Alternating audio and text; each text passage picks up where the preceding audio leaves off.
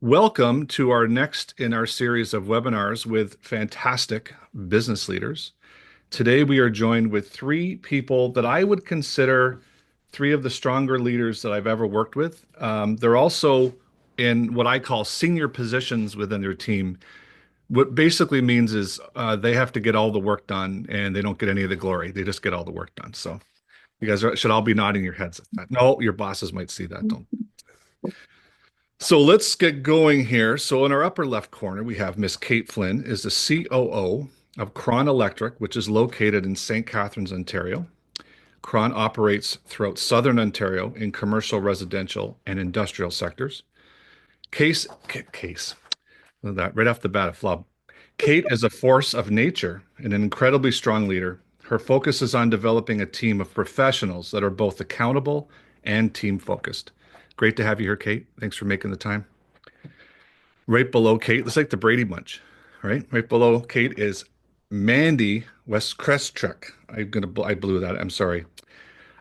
She's the plant manager of Durez Canada. Durez has customers in both Canada and the US, and Mandy has a lot of stuff with the tariffs on her mind right now, which we won't get into today, but that's there. Mandy is a truly authentic leader and is working to create a culture of safety, belonging, and recognition. She knows how to really connect with her team. And I know firsthand because they've all told me that they love the fact that she's the new plant manager and they love her as a leader. And then rounding out our group this morning is Kevin Gough. Kevin is the operations manager for Book Depot, located in Thorold, Ontario. Book Depot is one of North America's largest resellers of books. Now, Kevin is one of those leaders that leads by example and is always striving to be better. As a matter of fact, he's given me so much advice on leadership over the years and great also books to read and other things. You know where we get the books, right, Kevin? He works closely with his team and he expects as much out of himself as he does his team. Welcome, Kevin. Okay, Thanks for great to having see you all. Now, um, there's a lot of stuff going on with leadership right now. One of them is the fact that we have multi-generational groups working together. So when you look at the folks you have currently in leadership positions, what challenges are you finding that they're facing today that you're having to help them with, or that they're struggling with, or they're needing to spend more time on? Kate, we're going to start with you on that question. Sure, absolutely.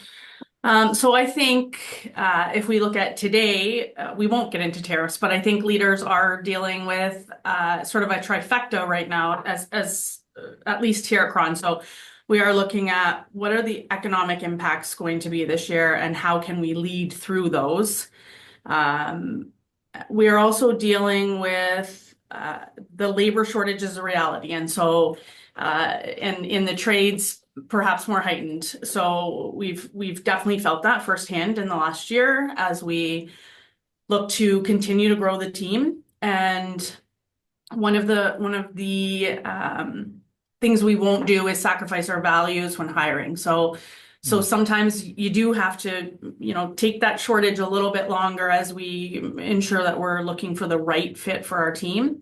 And again, that takes leadership out there, encouraging their own teams in the field to make sure that we are looking for different strategies to work a little bit leaner as we continue to recruit and bring in the right people. It also means that I think you have to be more present than ever as a leader to ensure, again, with a labor shortage means that there's a war on talent, and it's true in the trades as well. So just making sure that you're out there building relationships. We're conscious of our culture. We're ensuring that people want to be working here at Kraun Electric. And then I think keeping up with the current state of automation and AI and all of the things going on around us, we're very conscious of that. So how are we making sure that our leaders are armed with the right tools and comfortable with these things so that we don't fall behind? That's a great point, Kate. Especially, you said being more present. And, what's the old saying is people don't quit jobs, they quit managers, right? So if my leader's not there supporting me. Mandy, how do you feel about the group of folks you're working with and the challenges they may be facing? I have a lot of in common with Kate's answer. So definitely the economic and political climate uh, impacts us. We talk about it nearly daily, especially right now. Um, Employee expectations, employee satisfaction, what creates a positive, productive work culture. Like she said, the war on talent is important to us while still not incorporating our values. It's not just about making them happy. Uh, Mhm.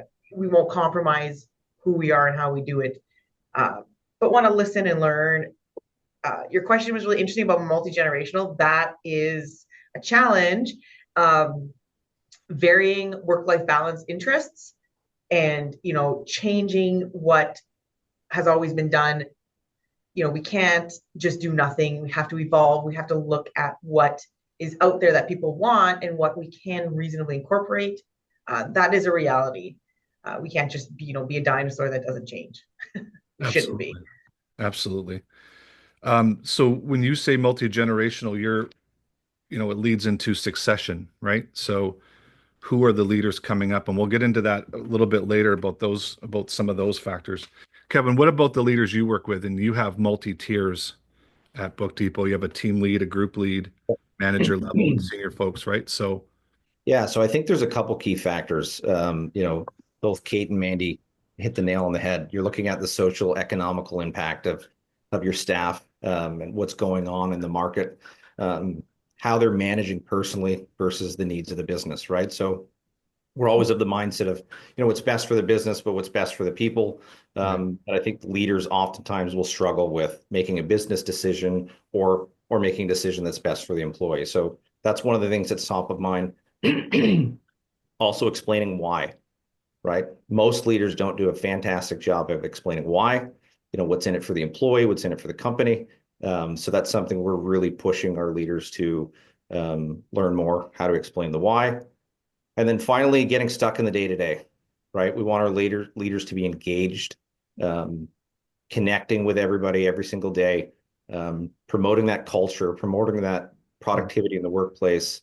And we're doing that using something called leader standard work, which is a required engagement twice a day with every employee, checking on them. How are you doing? How are you feeling? Is there anything going on that we need to be aware about? So Kevin, when you mentioned that technique you're using, that's sort of purposeful or Yep. on purpose leadership, right? Can you tell us sort of why did you incorporate something like that? Well, we just found that the leaders would often get stuck in the mud, right? So there'd be a challenge within the workplace that they felt that they couldn't delegate, or maybe they had the tools themselves to fix it faster. But at the end of the day, what ends up happening is the team is left out without seeing their leader for an extended period of time. So we felt it's more important for the team to be engaged by the leader. We'd figure out the issues unless they were critical. So that's kind of why we developed the system to implement leader standard work. That's a great idea. So all of you have sort of a foreman supervisor level, right? So Kate, yours are called site supers. They're called foremen, I believe, at Durez, and Kevin, yours are group leaders or team leads. Um, are you finding that people want those positions anymore? Or is it a struggle to get people to want to come into those positions? Kevin, we'll start with you. I think for a time it was well sought after in the company. A lot of people wanted to do those positions. I find that, it's decreased over the last few years, especially since COVID. People are more complacent um, in their positions, or maybe don't have the vision to grow. Um, so I'd say most of our group leaders have been in that position for a long period of time. There's not Okay. as much hunger when we post for a new position. Okay. Mandy, how are you finding with your team? Are people wanting that step ladder or are they sort of, it's harder to recruit leaders? We're fortunate that we do have a number of employees who do want it. Not everybody does, that's for sure. And in my career here, I've seen it go through ebbs and flows where people, there was a surge of people who wanted it, and then it would be certain who were very firm they didn't want it. So there's always some who do, which is good, I think. But we are trying to focus on clarity that it's not only about tenure and experience, it's about leadership skills, adaptability, growth mindset.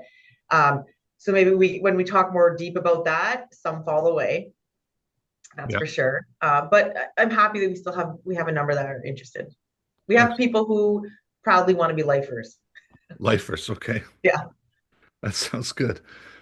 Kate, what about you? So, electricians they start off as electricians, right? They want to just be on the tools, do their job, Mhm, um, get through apprenticeship, right? Get mhm. there. And then sometimes they work with a really good foreman. You have some really great foremen on your crew or site supers on your crew. But they might have worked somewhere else where they didn't have one that was so good. And do you ever find that discourages people, or you see someone that has leadership ability, but it's hard to convince them, or is it pretty easy? I think we've been fortunate in that sense. I mean, we do have a large pool of people, and I think we are fortunate that many of them have grown up in Kraun Electric, and so they've seen a number of people sort of move through the ranks and what that looks like. And we've had people come in where there wasn't opportunity to move up, and so they're here because of those opportunities. So there are enough certainly that this in the last quarter we've sort of formalized a path to site supervisor for some of those folks who have expressed interest in how do they get there and how are we developing those leaders in advance of, hey, you're now the site supervisor. That's excellent. I know at Book Depot, Kevin and his team have created Book Depot University, where it is a path, right, Kevin, to moving up the ladder. Yeah. So all of you mentioned values, that you're not going to compromise who you're bringing on board.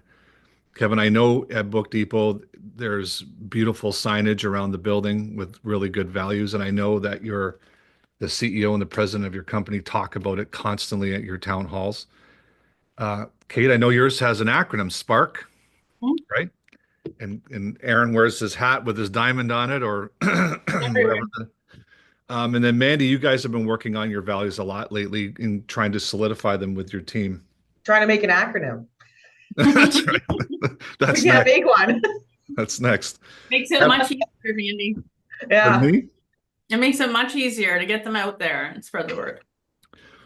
So my question for you all, and Mandy, we'll start with you, is once you have those core values that you as a senior manager and the senior leadership team believe in, how do we make sure the rest of the company gets it? I mean, we're right there. So that's exactly the crossroads we're at. We are trying to get it out there in many different conversations, meetings. So somewhat it's just a habit. We need to form that habit. We've also started to add it to how we assess and evaluate our teams, so that we can, show people where they are on that, where there's development, and that it's meaningful and valuable to the success here. Excellent. Kevin, how about you? Yeah, very similar. It's part of our assessment process that we tie back to the core values. It's also how we hire. But I'm also constantly engaging leaders and team members to use it in their vocabulary. If I send an email, I try to at least incorporate one core value to tie back to, this is the action behind the purpose behind the core value. And just living and breathing it every day, right? Calling people out. We have a internal recognition program that we use that's tied to our core values. So if we see someone doing something fantastic on the work floor, it's like a social media platform. We'll go on it and say, hey, Larry, thanks for kicking moon dust today, and then give an example of how you did that. So it's just living and breathing and repeating constantly. Yeah, I think the key word is examples, right? So other people can see, oh, that's a reflection of that value. Kate, I know, like I said, we have Spark values at Kraun. How are you making sure it's trickling down to the whole team? Sure, absolutely. So we do a number of things as far as our values, and I love the values here. They are absolutely not words on a wall. They're in all of our branding. They're talked about constantly, but certainly at the recruitment stage, we're looking for those values. Our questions are formulated to bring out some of those values. And then on day one, when someone onboards with us, there is a lunch with ownership and one or two members of the executive. And the whole intention of that lunch is really, yes, get to know the person, but it is to speak to our values.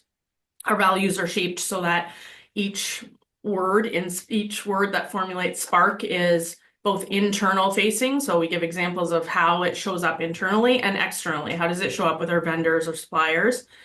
So that onboarding lunch is critical to, to get people thinking about those values.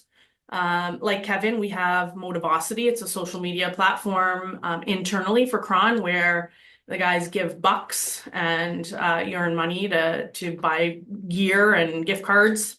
And it's constant. If you ever just need a pick me up, you go onto Motivosity and see what's been called out as far as each of those values. So again, you have to name a value, give an example of how someone lived it.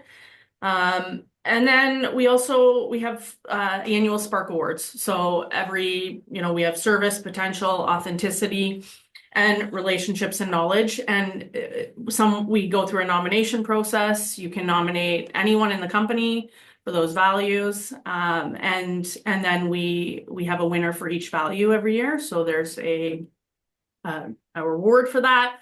It's presented at our annual Christmas party, and I think it's a real honor here. And then what we've gotten really good at is sharing those nominations. So sharing the comments with the individuals who were nominated. And again, if you ever want to feel good, it's reading through some of these nominations. They're pretty awesome. That is so great. A great quote I heard once was the best way to spread a value is through stories, right? Mm-hmm. So we're telling stories about our people, we're showing examples, we're giving out awards. And I'm sure when you give out the award, you don't just go here, you say, Yeah. here's the award because of blah, blah, blah, blah, blah. And here's the story. And then people start to hear those. And then that person's story becomes our story, Mm-hmm. right? And then it gets through the whole organization. That's fantastic. So let's stay along the lines of values. Let's talk about culture. I know, Kevin, I know culture's sort of important to you. That's sarcasm. But culture is incredibly important to all of you. Kevin, talk to me about how do you work with your leaders to have them help maintain the culture that you guys have created over the years? Yeah, so I think, just going back to what we've already talked about, it's engagement, right? You can't have culture without engagement. If you have leaders that are in the background that are not engaging, living and breathing the core values, leading by example, you just simply don't have culture. So right from day one, we're talking about our core values, our enchanting the mind purpose, why it's so important to both the company and the community. And then we're giving our leaders time, resources, tools, training, coaching, to just constantly engage the team and tie it back to, what our purpose is as a leader. Excellent. Kate, how about you? Yeah, I think for us, it starts with, first of all, defining what culture is. And for us, it's that shared values, shared behaviors that sort of define Kraun Electric. And so talking about the last question, it really, again, we talk about those values. Part of our culture is this growth mindset and adopting change. And so we're paying attention to that. Again, we're looking at who contributes to the culture versus, does someone sort of detract from it? And I think we're always paying attention to culture and how it feels here. So if something seems amiss, we're addressing that. But I think in general, it's the vibe of Kraun Electric and, how people feel when they work here. And it's intentionality surrounding it. It is bringing those teams together, which is an investment, whether it's training or golf tournaments, hockey games, Christmas parties of 200 people. All of that comes with an investment that I think a lot of organizations, unfortunately, have sort of backed away from. And for us, it's we're probably doing more than ever at making sure we're bringing our teams together, especially as we spread geographically. Is we have to be intentional about being out there and helping shape that culture and making sure that all of our leaders are intentional about it. Wonderful. So Mandy, along the same lines, your environment's a little different. So you have similar to Kevin. Kevin has a U.S. company as well, but you have a U.S. parent company where Kevin's company is the parent. And you've been the plant manager just under a year, correct? So how are you working with your team to change culture? Because I know in the last year there's been a significant change in culture there, and there's people can feel it. So what do Yeah. you guys are working on, and what expectations do you have of your leaders to be part of that? The time, I think a lot of what Kate said is what we're doing. The time to take the team away from the day-to-day operational work and talking about the values, why it's important, the culture, and coming back to work, and myself am driving them, challenging them, open conversations of how they're using the values, how did that play, if they have a situation, how did it play into what our culture we're aiming to achieve. We're trying to focus on our boundaries, which is the plan in Fort Erie. I have a little bit of a different leadership mindset than the parent company, especially not only is it American, above that it's Japanese. So we're trying to, work with what the boundaries of what we can, impact culture here, create a positive culture. And now other sites are starting to see, well, Fort Erie is doing something different and asking us what we're doing different. For a very long time, there wasn't much focus here on kind of all the nice stuff that Kate talked about, bringing teams together, focusing on social events, focusing on talking about our families and why that matters, more holistic views and incorporations of us as people. So that's something we're going into. It was a little bit unclear how it would be received at first because it had been so long since that had ever been talked about here. But I'm really glad it was well received and there's more appetite for it. So I'm pushing more. Absolutely. Kate, right now, when you're considering a leader, someone for a leadership position, and it also could be somebody that's at a leadership level, they want to move up to another level, or someone wants to take on their first. What are 2 or 3 qualities you're looking for that you want to see in that type of person? Sure. I think more than anything, I need a genuine care for people. And that does not mean, I listened to something recently and they talked about kind versus nice. I don't need you to be the nicest person. I don't need you to be walked all over, but I need you to give a dang about those that are contributing to what we're building here. And so that is being intentional, like Mandy said, about their families, about their weekends, and not just asking the question, but truly caring and engaging. But also making sure that your leaders, you're taking the time for them in one-to-ones, in site visits, and just getting to know them and what they ultimately want to do. What does their path, what path do they want to see? So it's investing time and energy into your teams, no different than someone at some point invested time and energy into us. So I think that's critically important, is that care for people. And again, with our Spark values, we're able to pull that out in relationships and authenticity. And then right now I need people to be agile. So, being able to get excited about change and opportunities and sort of beat that drum out there, again, where we operate in a field and versus office scenario, it's okay. How are our leaders in the office going out and beating the drum? How is that then, transferring to our site supervisors so they can do the same out there to their crews? Extremely important to be, spreading that message, so that we have a shared vision. So I think those are the 2 critical things that I'm ultimately looking for, is that interest in people and leadership, that piece, and the agility. And if I added a third, it would be that desire to learn constantly. I think it's extremely important, and to become a better leader. Excellent. Mandy, what do you feel about that question, about the qualities you're looking for? I would be amiss to not say we are always looking for commitment to safety. I think it is so incredibly high in manufacturing, that I always start there. But beyond that, I'm an engineer by education, but I believe in recruitment, looking for more fit and personality than strictly technical knowledge. If you have the education, there's a highly likelihood you have a minimum needed, and then we can train further within our facility on technical work. But adaptability, resourcefulness, and kind of like the beating the drum concept, the team player, like you have to believe in us, who we are, what we're doing, and want to be here. Those are the type of things that we're looking for. Because if you have those, it's a highly likelihood you're going to, want to work within the values and drive the values within this company. Excellent. Kevin?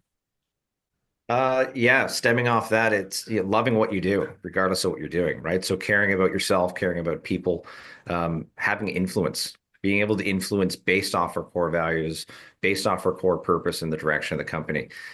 We have a fairly aggressive company. We're very entrepreneurial. We take on a lot of business opportunities very quickly. We use a lot of automation.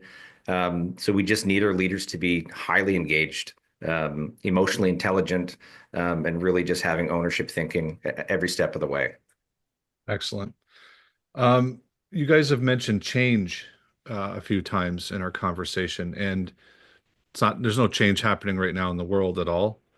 Or and this is for all three of you, whoever wants to jump in, how are you finding, are you having to help your folks manage change? Are they feeling overwhelmed, your leaders, your younger leaders? Are their staff coming to them really requiring more of them than they were prepared for around the word change? Anybody want to jump in with that?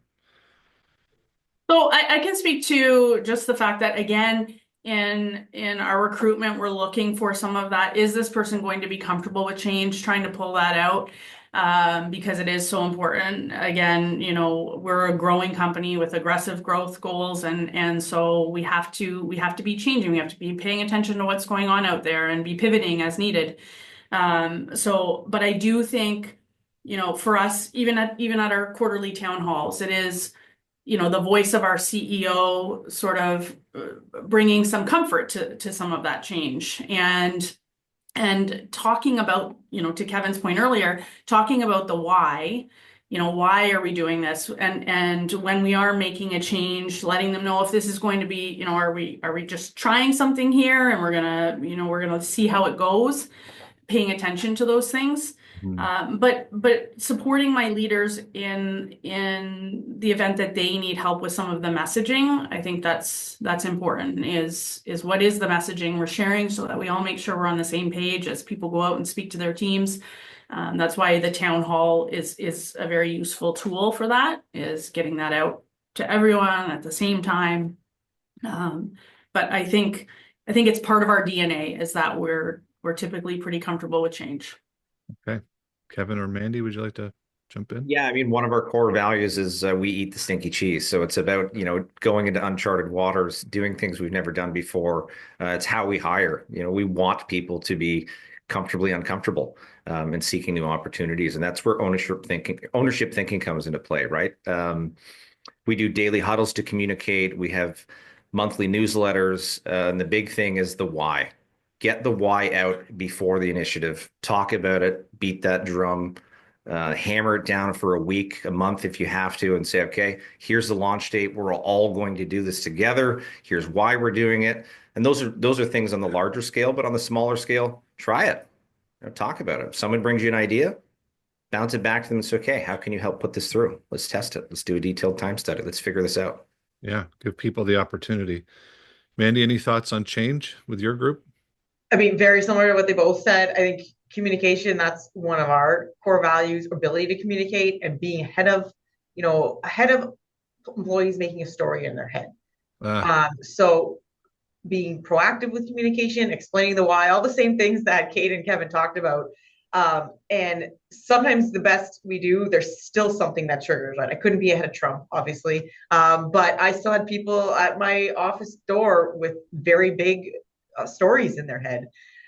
So we talk about that, we share that, and admit what we don't know, right? They're like, well, are the tariffs coming? Well, I don't know.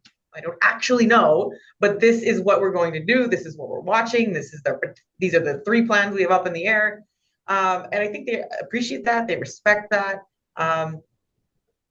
We don't change a lot typically, actually. We just pound out the product over and over and over. We don't want to change. Our goal is to stay consistent and stable.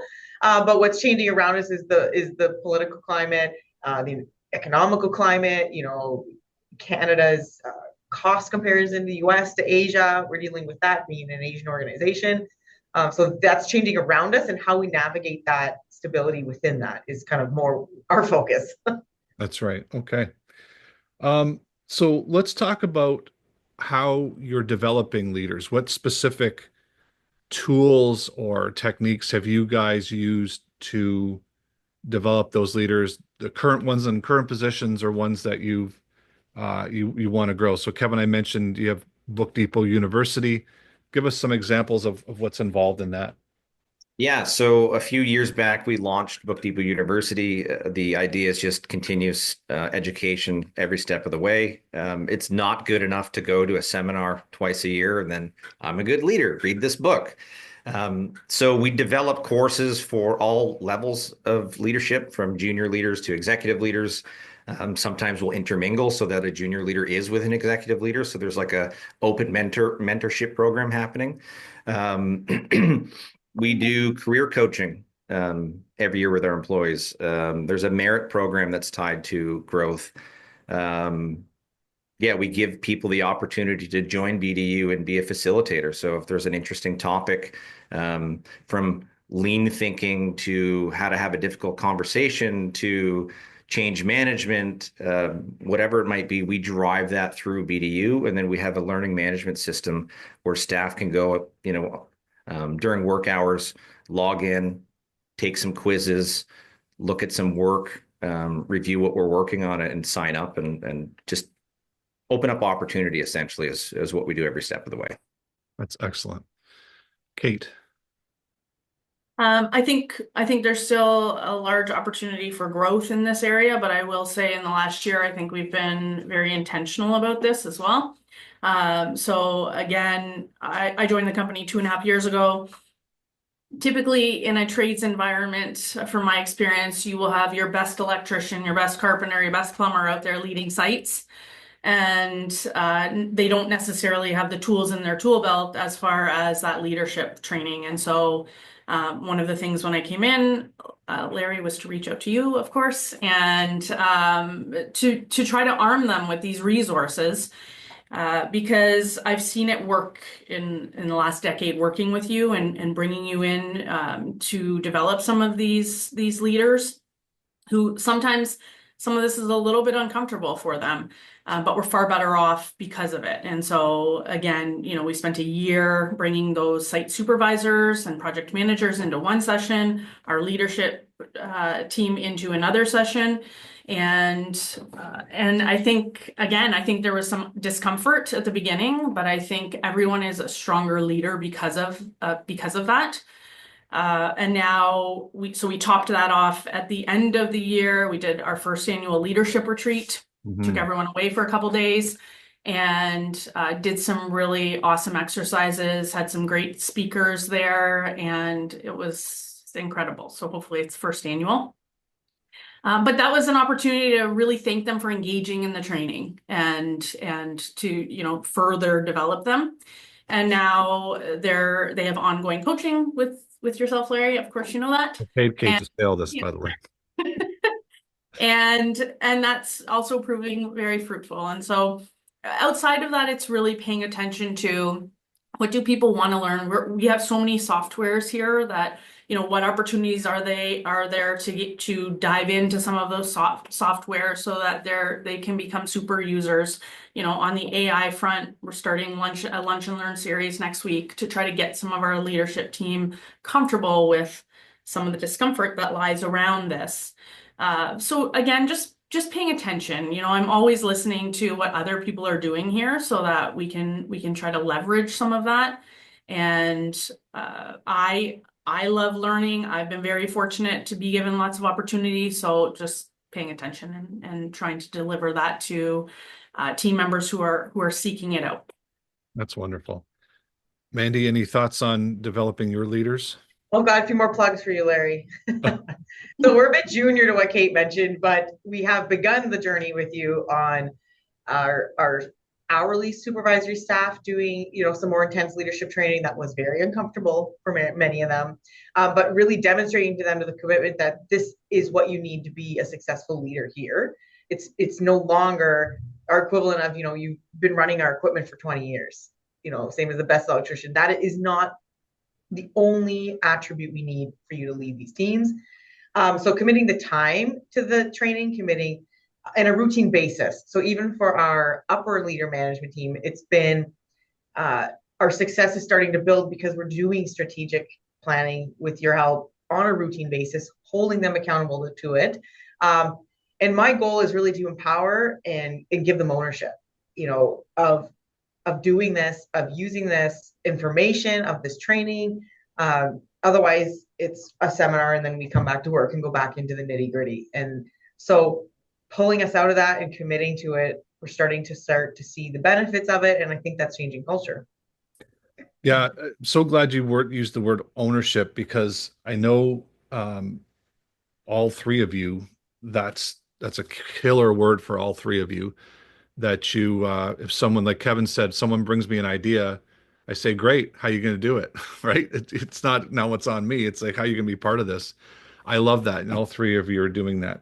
So my last question for you guys before we wrap up is if you were talking to another leader right now, or a business owner, or somebody looking to develop their team, what advice would you give somebody right now, based on the climate we're in, the workforce we're dealing with, your own personal experiences, your successes, and let's not call them failures, but learning opportunities that we've had in our careers? What kind of advice would you share? Kevin, let's start with you.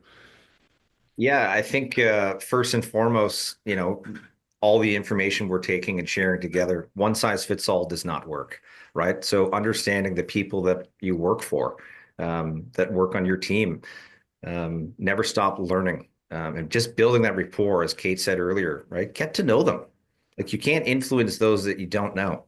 So get to know your people, work with them, work beside them, engage them, just every day, lead that way. Be involved, one-on-one coaching, closing the feedback loop, answering the why. So that's what we look for. It's just constant communication and engagement. Thank you, Kevin. Mandy? Very similar, to spend the time investing in communication, in the things that you walk away thinking, did I accomplish something? It's not on paper, but you're influencing the soft skills and the leadership, getting to know the people. Everyone's different. I've seen examples where people thought we all ticked from the same thing and we didn't, and that's really where it fell apart. So spending the time and getting to know the people, and to pull away and focus on high level strategic stuff. Otherwise, we'll just be, hamsters going around and around and around. And we have to pull away from that at times, and that's hard to do. I love the also don't assume everybody's on the same page. That's great. Kate, bring it home. What do you got for Yeah, us? so that was my that was a word I highlighted here as assumptions, and Larry, this goes back to you probably a decade ago, but I think one of if there's a weakness in people, it is that we assume things of each other, and it does nobody any good. So making sure that where there's assumptions, there's clarification. Being intentional, just be an intentional leader, show up for your people. I think it's so critically important. And then be intentional about learning, lean in, take everything you can. I'm fortunate to be part of a peer group. I have mentors in the industry and here at Kraun, and I just think it's so important. I encourage everyone to do that as leaders, is find those people. They don't have to even be in the same industry, but just take any opportunity you can to absorb information. That even today, I'm like, I love this stuff. I love the collaboration, and you always walk away feeling energized about learning something new and going, okay, we're all, we're dealing with the same thing, or this is how someone's handling it. And of course, to Kevin's point, is just know your people. Just truly know your people, and make them feel safe and cared for. And I think it goes a long way here at work, and when and with their families, and you get back what you put in. So 100%. That's great advice from all three of you. And that's why I wanted to do this webinar series. I've had, just amazing people like you guys that I get to work with, but also you're also damn smart and good at what you do. I have to share it with everybody else to let others know. So I hope everybody gets so much value out of this. So Kate, Mandy, and Kevin, Can't thank you enough for making the time for me today. And I hope everybody's enjoyed this webinar series. Absolutely.